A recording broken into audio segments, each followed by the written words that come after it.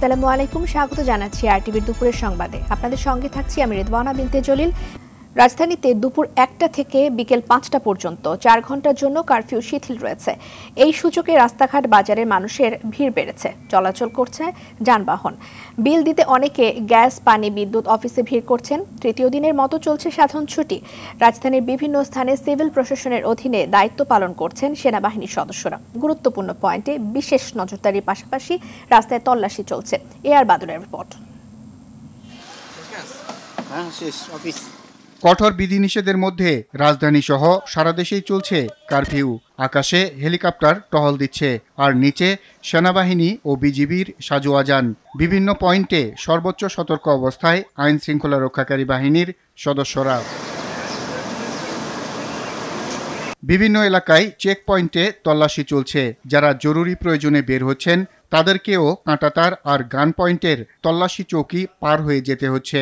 সামনে কোনো গাড়ি দাঁড়াবেন না, সোজা চলে যান। রাস্তায় কোনো প্রকার যানজট সৃষ্টি করবেন না। সাধারণ মানুষ জানিয়েছে, নাশকতা ও প্রাণহানির চেয়ে কারফিউ ভালো। তবে পরিস্থিতি দ্রুত স্বাভাবিক হবে এমন প্রত্যাশা তাদের। মানুষ মারা যাওয়ার শিক্ষা, গ্যাঞ্জামের শিক্ষা এটাই ভালো। আস্তে আস্তে যদি সিডিল হয় তারপর সাইডে দিলে বা সবচেয়ে বেটার। দ্রুত মানে শান্তি হোক, দেশ ভালো হোক, এটাই আমরা চাই। এই অবস্থায় আমাদের রাস্তায় নামাটাও ঠিক না, কিন্তু বিপদ বলে রাস্তায় নামছি, নাইলে নামতাম না। আমার ফ্যামিলি এই আলরাজি হাসপাতালে, এই জন্য আমি আসছি এখানে। শিথিল হয়ে যাক, আমরা খেটে খাওয়া মানুষ, আমাদের সমাজে সমান থাক। এদিকে পরিস্থিতি স্বাভাবিক করতে নিরাপত্তা বাড়ানোর পাশাপাশি নাশকতাকারীদের ধরতে যৌথ অভিযান পরিচালনা করছে সেনাবাহিনী। কিছু কিছু দুর্বৃত্ত এখনও এখানে রয়ে যাচ্ছে তাদের অসৎ উদ্দেশ্য হাসিলের জন্য। সেগুলো আমরা পুলিশ, র্যাব, বিজিবি এবং সেনাবাহিনীর সমন্বিত দলে আমরা এই এলাকাটিতে আমরা একটি ছুটি অভিযান পরিচালনা করছি, যে যারা এই যে বললাম যে দুর্বৃত্তরা যারা আছে তাদেরকে যাতে চিহ্নিত করে তাদের আটক করা যায়, সে ব্যাপারে আজকের এই অভিযানটি পরিচালিত হচ্ছে। অন্যদিকে ইন্টারনেট সংযোগ না থাকায় গ্যাস ও বিদ্যুতের বিল দিতে সংস্থাগুলোতে ভিড় করছেন গ্রাহকরা। কারফিউর আওতামুক্ত রয়েছে জরুরি সেবা, জ্বালানি পরিবহন, ফায়ার সার্ভিস ও গণমাধ্যম।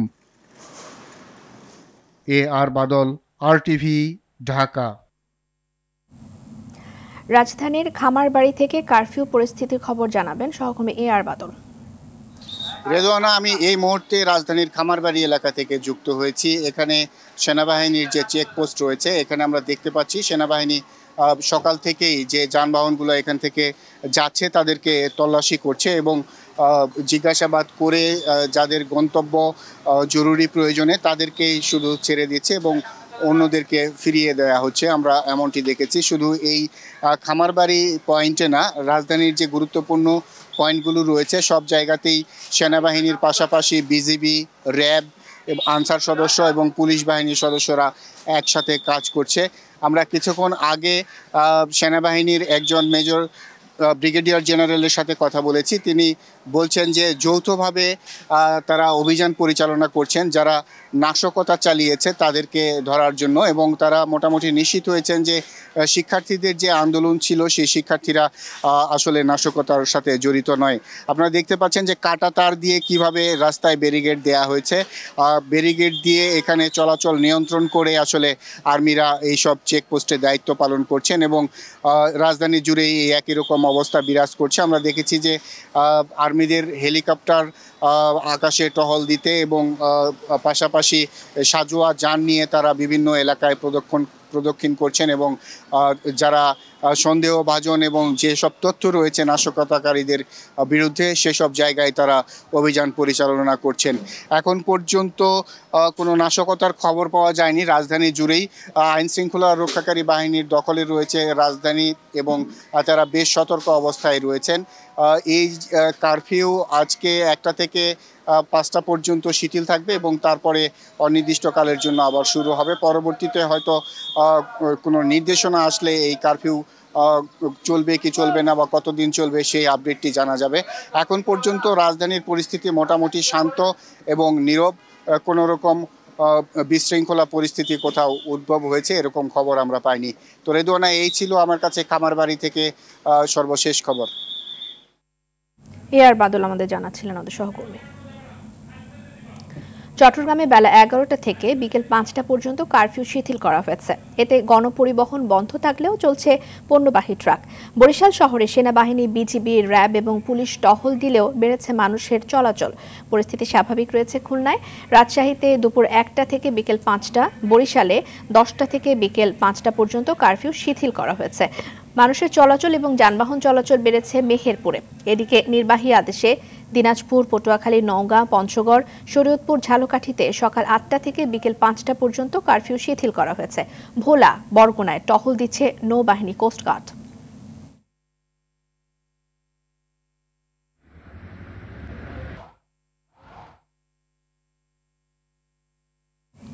কিছুক্ষণ আগে ভোলার কারফিউ পরিস্থিতি জানিয়েছেন আমাদের সহকর্মী অমিতাভ অপু। জেলা প্রশাসন গত রাতে যে জরুরি সিদ্ধান্ত নিয়েছে, আজ সকাল 8টা থেকে বিকাল 5টা পর্যন্ত জরুরি অবস্থাকে শিথিল করা হয়েছে। এ কারণে কিন্তু এখানকার জনজীবনে অনেকটা স্বস্তি ফিরে এসেছে। এখন এখানে দোকানপাট আজকে সকাল থেকে খুলেছে, মানুষের কেনাবেচাও শুরু করেছে, একই সাথে যানবাহন চলাচল খুব স্বাভাবিক হয়ে উঠেছে। তবে ভোলা ঢাকা যে লং চলাচল সেগুলো এখনও ছাড়েনি, এই অবস্থা রয়েছে। তবে ব্যবসায়ীরা বলেছেন যে তারা দোকানপাট খুলতে পারলেও এখানে যে ব্যবসার যে লেনদেন, অর্থাৎ ব্যাংক না খোলার কারণে সেই লেনদেনগুলো তারা করতে পারছে না, যে কারণে তাদের ব্যবসা বাণিজ্য অনেকটা স্থবির, অর্থাৎ এবং বাজারে যে দ্রব্যমূল্য সেগুলোতে কিন্তু মূল্য বৃদ্ধি পেয়েছে। আমরা কাঁচা বাজারকে ঘুরে দেখেছি এবং বিভিন্ন পণ্যগুলো দেখা গেছে যে তাদের বলা হচ্ছে যে তারা যে পণ্যগুলো দেশের বিভিন্ন প্রান্ত থেকে আনবে সেগুলো আনা সম্ভব হচ্ছে না, বিধায় তারা পণ্য সংকটের কারণে তারা অনেকটা দাম বাড়িয়ে দিয়েছে। এরকম একটি অবস্থা ভোলা বিরাজ করছে। একই সঙ্গে আপনাদেরকে যদি জানিয়ে রাখি, ভোলাতে নৌবাহিনীর 6 প্লাটুন সদস্য এবং জেলা প্রশাসনের নেতৃত্বে কোস্টগার্ড, পুলিশ, এই নৌবাহিনীর টিম তারা শহরের বিশেষ বিশেষ এলাকা এবং উপজেলা, জেলা সকল কেন্দ্রগুলোতে গুরুত্বপূর্ণ স্থাপনাগুলো এলাকাতে তাদের টহল অব্যাহত রয়েছে। তারা এখনও সন্দেহভাজন যাদেরকে দেখা মাত্রে তাদেরকে দাঁড়া করায় জিজ্ঞাসাবাদ করছে। এই ইতিমধ্যে 2 জনকে আটক করা হয়েছে নাশকতার অভিযোগে। ভোলা থেকে এই ছিল আমার সর্বশেষ। সহকর্মী অমিতাভ অপু জানাছিলেন ভোলার পরিস্থিতি। চট্টগ্রামের সব পোশাক কারখানা আজ খুলে দেওয়া হয়েছে। সকাল থেকে নিজ নিজ কারখানায় কাজে যোগ দিয়েছেন শ্রমিকেরা। তবে গণপরিবহন বন্ধ থাকায় দুর্ভোগ পোহাতে হয় শ্রমিকদের। তারা জানিয়েছেন, গণপরিবহন না পেয়ে কাজে যেতে পথে দুর্ভোগ পোহাতে হয়েছে। দ্রুত গণপরিবহন চালু করার দাবি জানান তারা। কারখানা মালিকরা জানিয়েছে, নির্দিষ্ট সময়ের মধ্যে রপ্তানির অর্ডার থাকায় কারখানা খোলা রেখে শ্রমিকদের দিয়ে কাজ করাতে বাধ্য হচ্ছেন তারা।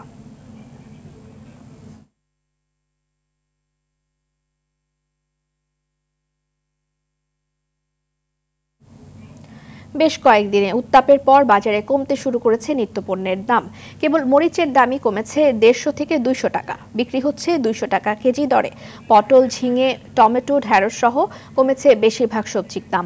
মাছের দামও কমেছে বেশ খানিকটা। 1800 টাকার ইলিশ বিক্রি হচ্ছে 1500 টাকায়। সোনালিকা মুরগির দাম ঠিক থাকলেও ব্রয়লার মুরগিতে 20 টাকা বেড়ে বিক্রি হচ্ছে 190 টাকা কেজি দরে। 2 থেকে 3 টাকা বেড়েছে প্রায় সব ধরনের চালের দামও।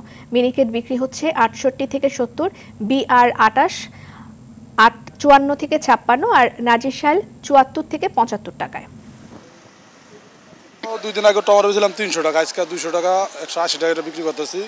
শসা, পেঁপে আছিল 70 টাকা 60 টাকা, আজ পেঁপে 40 টাকা কেজি আছে। করলা ছিল 200 টাকা কেজি, আজ করলা 100 টাকা 80 টাকা কেজি।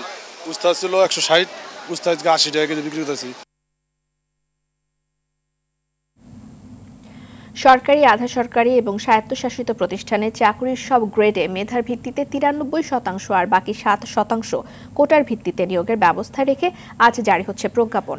দুপুরে রাজধানী গুলশানে আইনমন্ত্রীর বাসভবনে এই প্রজ্ঞাপন জারির আনুষ্ঠানিক ঘোষণা দেবেন জনপ্রশাসন মন্ত্রী ফরহাদ হোসেন। এর আগে গেল রাতে কোটা সংস্কার প্রজ্ঞাপনে স্বাক্ষর এবং অনুমোদন দেন প্রধানমন্ত্রী শেখ হাসিনা।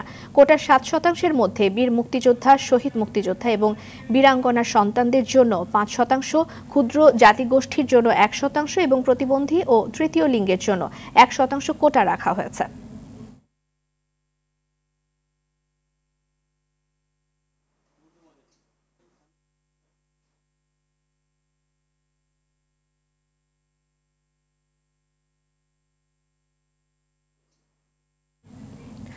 রাজধানী গুলশানে আইনমন্ত্রীর বাসভবনে আছেন সহকর্মী মারুফ রেজা। টেলিফোনে তিনি আমাদের সাথে যুক্ত হচ্ছেন। মারুফ, কোটা সংস্কার নিয়ে প্রজ্ঞাপন জারির আনুষ্ঠানিক ঘোষণার বিষয়ে আপনার হাতে কি তথ্য আছে এই মুহূর্তে? রেদনা যে যে কোটা সংস্কারের দাবিতে সারা দেশে বিভিন্ন শিক্ষা প্রতিষ্ঠানে এত আন্দোলন, সেই কোটা সংস্কারের চূড়ান্ত কিন্তু বাস্তবায়ন হতে যাচ্ছে আজকে প্রজ্ঞাপন জারির মধ্য দিয়ে। এর মধ্যে আপনি জানাচ্ছিলেন যে দুপুর 2:30 আইনমন্ত্রীর বাসায় গুলশানে, সেখানে 3 মন্ত্রীর উপস্থিতি, অর্থাৎ তথ্য ও সম্প্রচার মন্ত্রী, আইনমন্ত্রী এবং জনপ্রশাসন মন্ত্রীর উপস্থিতিতে এই প্রজ্ঞাপন কিন্তু ঘোষণা করা হবে। এর আগে জানেন যে গতকাল কিন্তু প্রধানমন্ত্রী শেখ হাসিনা সেই প্রজ্ঞাপনের স্বাক্ষর অনুমোদন দিয়েছেন, এখন শুধুমাত্র ঘোষণার অপেক্ষা। আসলে এটা একটি বলতে গেলে এক ধরনের দীর্ঘদিনের যে শিক্ষার্থীদের আন্দোলন, সেই আন্দোলনের একটি চূড়ান্ত রূপ কিন্তু আজকে। এর মধ্যে ব্রিফিং আপনি বলছিলেন 2:30টার দিকে শুরু হবে, কিছুক্ষণের মধ্যে সেই প্রস্তুতিও কিন্তু চলছে এর মধ্যে। এবং একটি বিষয় জানিয়ে রেখে রেদওয়ানা, যে সরকারি চাকরিতে যে 20টি গ্রেড রয়েছে, সরাসরি সেই নিয়োগ হয় মূলত 9ম থেকে 20তম গ্রেডে।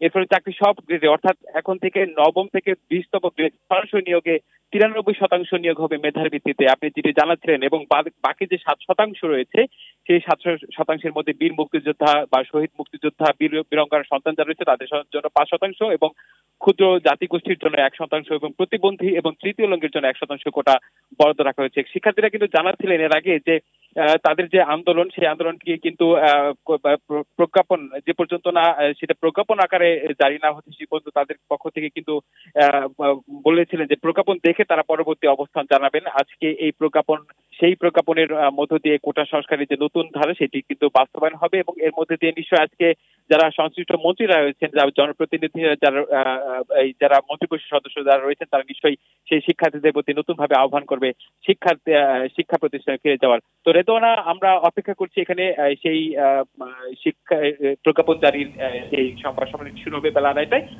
পরবর্তী সময়ে সংবাদে হয়তো বা এর বিস্তারিত তুলে ধরে আপনাদের মাধ্যমে সাধারণ মানুষকে জানাতে পারবো।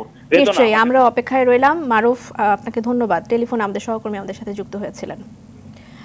দুর্বৃত্তদের আগুনে 3টি ডেটা সেন্টার পুরোপুরি শাট ডাউন হয়েছিল বলে জানিয়েছেন তথ্য ও যোগাযোগ প্রযুক্তি প্রতিমন্ত্রী জুনায়েদ আহমেদ পলক। তিনি জানিয়েছেন 3টির মধ্যে বর্তমানে 2টি সচল হয়েছে, খুব দ্রুত ইন্টারনেট সেবা চালু হবে বলেও আশ্বাস দেন প্রতিমন্ত্রী। দুপুরে মহাখালীতে ক্ষতিগ্রস্ত ডেটা সেন্টার পরিদর্শন শেষে তিনি এসব কথা বলেছেন।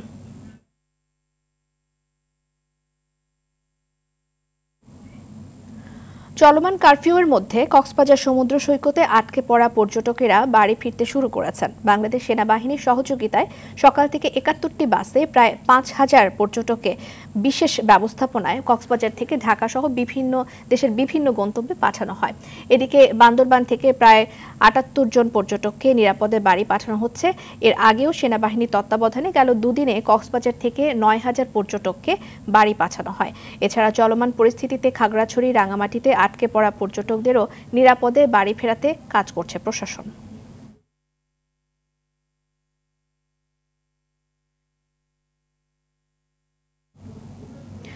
বিটিভির ভবন, মেট্রো রেল সহ রাজধানীর রামপুরা, মিরপুর এলাকায় নাশকতার ঘটনায় গণ অধিকার পরিষদের যুগ্ম সদস্য সচিব তারেক রহমান সহ 4 জনকে গ্রেফতার করেছে র্যাব। দুপুরে কারওয়ান বাজারে মিডিয়া সেন্টারে এই বিষয়ে কথা বলেন র্যাবের মহাপরিচালক হারুনুর রশিদ। তিনি জানান, দেশের গুরুত্বপূর্ণ স্থাপনা টার্গেট করে ধ্বংসযজ্ঞ চালিয়েছে দেশবিরোধী শক্তি। তাদের চিহ্নিত করে গ্রেফতার অভিযান চলছে।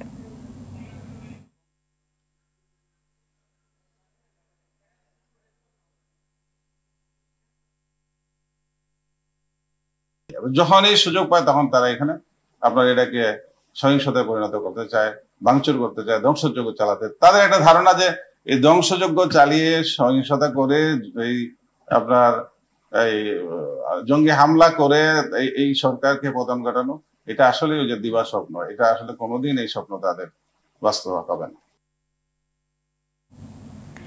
বাংলাদেশে চলমান কোটা সংস্কার আন্দোলনের সমর্থনে প্রতিবাদ মিছিল করায় 57 বাংলাদেশিকে কারাদণ্ড দিয়েছে সংযুক্ত আরব আমিরাত। এদের মধ্যে 3 প্রবাসী বাংলাদেশিকে যাবজ্জীবন, 53 জনকে 10 বছর কারাদণ্ড এবং 1 জনকে 11 বছরের কারাদণ্ড দেওয়া হয়। সোমবার দেশটির বার্তা সংস্থা ওয়াম এ তথ্য নিশ্চিত করেছে। শেখ শাসিত মধ্যপ্রাচ্যের দেশটিতে সব ধরনের সভা সমাবেশ, রাজনীতি নিষিদ্ধ এবং দণ্ডনীয় অপরাধ। দণ্ডপ্রাপ্ত প্রবাসীদের সাজার মেয়াদ শেষে বাংলাদেশে ফেরত পাঠানো হবে বলে জানায় কর্তৃপক্ষ। পাকিস্তান, ভারতের পর মধ্যপ্রাচ্যের এই দেশটিতে সবচেয়ে বেশি বাংলাদেশি বিভিন্ন ভিসায় অবস্থান করছেন। একটি গ্রাম, আছে কৃষি জমি, আছে বসতভিটা। তবে আশ্চর্যের বিষয়, পুরো গ্রামে বসবাস মাত্র 4 জন মানুষের। তাও আবার একটি পরিবারের 4 সদস্য। বসতবাড়িও আছে মাত্র একটি। এমন গ্রামের সন্ধান মিলেছে ময়মনসিংহের ঈশ্বরগঞ্জ উপজেলায়। মোজাম্মেল খোকনের প্রতিবেদন, জানাচ্ছেন ইমরুল কায়েস। বিস্তীর্ণ ফসলের মাঠ, তার মাঝে একটি মাত্র বসতবাড়ি, আর এই বাড়িটি একটি গ্রাম। শুনতে অবাক মনে হলেও এমন ঘটনা ময়মনসিংহ জেলার ঈশ্বরগঞ্জ উপজেলার ওমানাতপুর গ্রামে। একটি গ্রামের রূপ পেতে প্রয়োজন হয় বসতবাড়ি কয়েকটি পাড়া মহল্লার। আদতে এসবের বালাই নেই ওমানাতপুর গ্রামে। স্থানীয়রা জানায়, ব্রিটিশ আমল থেকেই ওমানাতপুর আলাদা একটি মৌজা। তবে কিভাবে এটি মৌজা হিসেবে রূপ পেয়েছে জানা নেই কারো। অবাক করার মতো বিষয় হলো, একটি বসতভিটার গ্রামে বসবাস মাত্র একটি পরিবারের। পার্শ্ববর্তী উদয়রামপুর আছে, হরিপুর আছে, রাধাবল্লভপুর আছে। এই ওমানাতপুরে মৌজাতে একটা বাড়ি, একটাই বসতি, আর কোনো বসতি নাই। জমির কাগজপত্রে ওমানাতপুরে একটা বাড়ি আলাদা। এই বাড়িতে 4 জন লোক, একজন মারা গেছে, 3 জন আছে। মৌজার অন্য কোনো বাড়ি নেই, এক ফ্যামিলি থাকে। তার এক ছেলে ছিল, মারা গেছে, অন্তত তার ওয়াইফ, তার নাতিনরা আছে। কথিত আছে, সিরাজুল সরকার নামের এক ব্যক্তির পরিবার ওমানাতপুর গ্রামের একমাত্র বসতি। 2টি বসতঘর বিশিষ্ট এই গ্রামের পূর্বে উদয়রামপুর, দক্ষিণে হরিপুর, উত্তরে রামগোবিন্দপুর গ্রামের অবস্থান। এটা হচ্ছে ওমানাতপুর পড়ছে, এর পাশে উত্তরে আছে রামগোবিন্দপুর, এই দক্ষিণে আছে হরিপুর, পূর্ব দিকে আছে, এদিকে আছে উদয়রামপুর। এটা আমার আব্বা থাকতে এই জায়গার মধ্যে বাড়ি লইছিল, এরপরে আমরা যেমন এইখানে আপাতত এই থেকেই আসি। সম্প্রতি উদয়নাথপুর গ্রাম সম্পর্কে অবগত হওয়ার কথা স্বীকার করেন উপজেলা নির্বাহী কর্মকর্তা। ওমানাতপুর নামের গ্রামে বেসিক্যালি 4 জন সদস্য, 4 জন সদস্য নিয়ে গগ্রামটি গঠিত এবং এতে ভোটার সংখ্যা হচ্ছে 3 জন। বিষয়টি সম্পর্কে আমি সম্প্রতি অবগত হয়েছি। এটি নিঃসন্দেহে একটি ব্যতিক্রম ঘটনা। ইমরুল কায়েস, RTV। চলমান ইউক্রেন রাশিয়া যুদ্ধে ইউক্রেনের 2টি গ্রাম দখল করেছে রাশিয়া। স্থানীয় সময় রোববার ইউক্রেনের পূর্ব লুগানস্ক অঞ্চল এবং উত্তর পূর্ব খার্কিভ অঞ্চলে গ্রাম 2টি দখলে নেয় রুশ বাহিনী। বার্তা সংস্থা AFP এ তথ্য জানিয়েছে। এদিকে রোববারের হামলায় দেশ দুটির অন্তত 5 নাগরিক নিহত হয়েছেন বলে জানায় রাশিয়া এবং ইউক্রেন। এর মধ্যে ইউক্রেনের মস্কো নিয়ন্ত্রিত অঞ্চলে নিহত হয়েছেন 4 জন। অন্যদিকে ক্রেমলিন নিয়ন্ত্রিত দক্ষিণ খেরসন অঞ্চলে ইউক্রেন সেনার হামলায় এক নারীর মৃত্যুর খবর নিশ্চিত করেছে রাশিয়া। খেলার খবর, 26 জুলাই ফ্রান্সের প্যারিসে পর্দা উঠছে বিশ্বের সবচেয়ে বড় ক্রীড়া আসর অলিম্পিক গেমসের। 206টি দেশের অংশগ্রহণে এবারে আসরে অংশ নিচ্ছে 10,714 প্রতিযোগী। খরচ হবে বাংলাদেশি মুদ্রায় প্রায় 60,000 কোটি টাকা। বিশ্ব ক্রীড়ার এই মহাযজ্ঞে বাংলাদেশ অংশ নেবে 4 ডিসিপ্লিনের 5টি ইভেন্টে, যার অন্তত 2টিতে পদকের জন্য লড়বে লাল সবুজের প্রতিনিধিরা। বাকিটা জানাচ্ছেন আতিকুল ইসলাম শাকিল। ক্রীড়াক্ষেত্রে অলিম্পিকই একমাত্র আয়োজন যেখানে বিশ্বের সব দেশের অংশগ্রহণ থাকে। ওরে সব দেশের পতাকা। পদকের তালিকায় হয়তো শেষ পর্যন্ত বেশিরভাগ দেশই শূন্য হাতে ফেরে, তবে অংশগ্রহণে আগ্রহের কমতি থাকে না কোনো দেশের। এবারের অলিম্পিক আসরে অংশ নেবে বিশ্বের 206টি দেশের অ্যাথলেট। 32টি ভিন্ন ডিসিপ্লিনে লড়বেন প্রায় 11,000 ক্রীড়াবিদ, যেখানে পদকের জন্য ইভেন্ট থাকছে 329টি। অলিম্পিকের মূল আকর্ষণ থাকে 100 মিটার স্প্রিন্ট। কে হবেন বিশ্বের দ্রুততম মানব সেটি জানতে সবারই আগ্রহ থাকে ইভেন্টটি ঘিরে। এতে বাংলাদেশের হয়ে লড়বেন দেশের দ্রুততম মানব ইমরানুর রহমান। নিজের সর্বোচ্চ দিতে ইমরান অলিম্পিকের ট্র্যাক অ্যান্ড ফিল্ডে নামবেন আগামী 4 আগস্ট। অলিম্পিকের আরেকটি আকর্ষণীয় ইভেন্ট সাঁতার। এতে বাংলাদেশের হয়ে অংশ নেবেন সামিউল ইসলাম ও সোনিয়া খাতুন। 30 জুলাই 100 মিটার ফ্রি স্টাইলে সামিউল, আর 3 আগস্ট সোনিয়া লড়বেন 50 মিটার ফ্রি স্টাইলে। বাংলাদেশের অংশ নিতে যাওয়া বাকি 2টি ইভেন্ট আর্চারি ও শুটিং। শুটিংয়ে বরাবর প্রত্যাশা থাকলেও এখন পর্যন্ত কোনো সাফল্য ধরা দেয়নি, তবে এবার কিছু একটা করতে চান 10 মিটার এয়ার রাইফেলে খেলতে যাওয়া রবিউল ইসলাম। 28 জুলাই এই ইভেন্টের কোয়ালিফাইং রাউন্ডে অংশ নেবেন রবিউল। এবার বাংলাদেশ সবচেয়ে বেশি আশাবাদী আর্চারি নিয়ে, কেননা এই ইভেন্টেই বাংলাদেশের ইতিহাসে 3য় অ্যাথলেট হিসেবে নিজ যোগ্যতায় অলিম্পিকে সরাসরি সুযোগ করে নিয়েছেন সাগর ইসলাম। এই তীরন্দাজ অবশ্য মাঠে নামবেন অফিসিয়াল উদ্বোধন হওয়ার আগের দিনই। 25 জুন র্যাঙ্কিং রাউন্ডে খেলবেন বিশ্বের সেরা 64 তীরন্দাজ। এর ওপরই নির্ভর করবে সাগরের প্রতিপক্ষ হবেন কে। মূল প্রতিযোগিতায় 30 জুলাই মাঠে নেবেন বাংলাদেশের এই তীরন্দাজ। আতিকুল ইসলাম শাকিল, RTV। আবারও কারফিউ প্রসঙ্গ, রাজধানীর কাউরান বাজার থেকে কারফিউ পরিস্থিতির খবর জানাবেন সহকর্মী নাজমুস সাকিব। রাজধানীর কারওয়ান বাজারে এই মুহূর্তে আমি অবস্থান করছি। যে কারফিউটি চলছে সেই কারফিউ চতুর্থ দিন আজ, এবং চতুর্থ দিনে যে শিথিল সময়টি রয়েছে দুপুর 1টা থেকে বিকেল 5টা পর্যন্ত, সেটি কিন্তু এখন চলছে। তো এই সময়টিতে আসলে আমরা যদি একটু দেখাতে চাই, রাজধানীতে একটু জনজীবনে আসলে একটু স্বাভাবিক জনজীবন যেটা বলা যায় কিছুটা ফিরেছে, এবং গণপরিবহন না থাকলেও কিন্তু ছোটোখাটো অনেক পরিবহনই রয়েছে। আমরা অটো রিক্সা দেখেছি, এবং ব্যক্তিগত সিএনজি থেকে শুরু করে ব্যক্তিগত মোটর সাইকেল চলতে দেখেছি। অনেকে ব্যক্তিগত গাড়ি নিয়েও রাজপথে বের হয়েছেন নিজেদের প্রয়োজনীয় কাজ সারতে। বাজারেও কিন্তু মানুষজনের যথেষ্ট পরিমাণ ভিড় দেখা গিয়েছে চলাচলের জন্য। লেগুনাগুলো সেগুলো রয়েছে, এবং অনেক পণ্যবাহী গাড়িও কিন্তু সেখানে রয়েছে। এই শিথিলতার মধ্যেও যেই দুর্ভোগটা আসলে ইন্টারনেট কানেকশন নেই, প্রায় কয়েকদিন ধরে ইন্টারনেট কানেকশন নেই, সেই জন্য আসলে জনগণের যে দুর্ভোগটা হচ্ছে যে বিদ্যুৎ, গ্যাস এবং পানির যে বিলের বিষয়টি ছিল সেটা কিন্তু ইন্টারনেট নির্ভর থাকায় আসলে সেই বিষয়টি অনেকের বাসাতেই বিদ্যুৎ নেই, গ্যাস নেই অথবা পানি নেই। সেজন্য সকাল থেকেই আমরা মানুষ যে সেই অফিসগুলোতে নিকটস্থ যেই অফিসগুলো রয়েছে যেখানে তারা বিল প্রদান করতে পারে, সেখানে আমাদের একটা দীর্ঘ লাইন দেখেছি। অনেকে তাদের বিল প্রদান করেছেন দীর্ঘ সময় দাঁড়িয়ে থেকে। আবার অনেকেই হচ্ছে যে বিল দিতে এখনও লাইনে দাঁড়িয়ে আছেন। একটা দুর্ভোগই বলা চলে। আমরা যারা এসেছেন তাদের সাথে কথা বলেছিলাম যে তাদের বাসার যে লাইনটি ছিল সেই সংযুক্তি অনেকে বিচ্ছিন্ন হয়ে গেছে, এবং সেই কারণে আসলে অনেকে এসেছেন। তো ভাইয়া কখন এসেছেন? আমি আধা ঘন্টা হবে আসছি। আপনার হচ্ছে আমার গত পরশু গ্যাস শেষ হয়ে গেছে, রান্না বন্ধ হয়ে গেছে। গতকালকে ট্রাই করছি, হেল্পলাইনে ফোন দিছি, কোনোভাবেই কোনো ব্যবস্থা করতে পারিনি। পরে আজকে খোঁজ নিয়ে দেখলাম যে এখানে রিচার্জ করা যায়। তো গতকালকে আসছিলাম, এসে আমি দিতে পারি নাই, 5টা বেজে গেছিলো, বন্ধ হয়ে গেছে। আজকে তাড়াতাড়ি আসছি, এখন দেখা যাক কতক্ষণ লাগে সময়। গত পরশু দিন আমার গ্যাস শেষ হয়ে গেছে, হোটেলে খাবার কিনে খাচ্ছি। হোটেল থেকে খাবার কিনে তো আসলে পোষায় না, আর বাইরের খাবার তো বাচ্চা কাচ্চা আছে, পসিবল না। একটু ভোগান্তি, কষ্ট। এখন আসতে গেছি, আসার সময় জায়গায় জায়গায় চেকপোস্ট থামাচ্ছে, জিজ্ঞাসা করতেছে।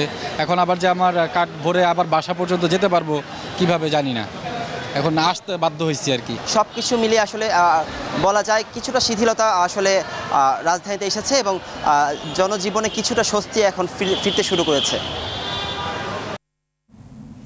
কারওয়ান বাজার থেকে জানাচ্ছিলেন সহকর্মী নাজমুস সাকিব।